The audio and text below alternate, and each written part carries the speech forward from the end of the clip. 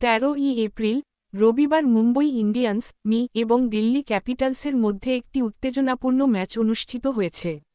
এই ম্যাচটি ছিল নাটকীয়তায় ভরপুর, যেখানে শেষ পর্যন্ত মুম্বই ইন্ডিয়ান্স 12 রানে জয়লাভ করে। দিল্লি ক্যাপিটালসের অধিনায়ক অক্ষর প্যাটেল টসে জিতে প্রথমে বোলিং করার সিদ্ধান্ত নেন। প্রথমে ব্যাট করতে নেমে মুম্বই ইন্ডিয়ান্স 20 ওভারে 5 উইকেট হারিয়ে 205 রান তোলে। তিলক ভার্মা 33 বলে 59 রানের একটি গুরুত্বপূর্ণ ইনিংস খেলেন। এছাড়াও রায়ান রিকল্টন 41, সূর্যকুমার যাদব 40 এবং নমন ধীর অপরাজিত 38 ব্যাট হাতে অবদান রাখেন। দিল্লির হয়ে কুলদীপ যাদব 2টি এবং ভিপরাজ নিগম ও অক্ষর প্যাটেল 1টি করে উইকেট নেন। জবাবে ব্যাট করতে নেমে দিল্লি ক্যাপিটালস 19 ওভারে 193 রানে অলআউট হয়ে যায়। করুণ নায়ার 40 বলে 89 রানের একটি অসাধারণ ইনিংস খেলেন, কিন্তু তার প্রচেষ্টা দলকে জেতাতে পারেনি।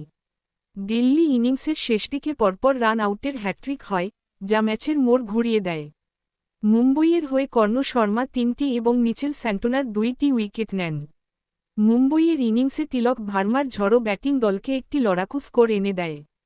দীর্ঘদিন পর আইপিএলে ফিরে করুণ নায়ার একাই দিল্লিকে জয়ের স্বপ্ন দেখাচ্ছিলেন। তার ইনিংসটি ছিল দৃষ্টিনন্দন।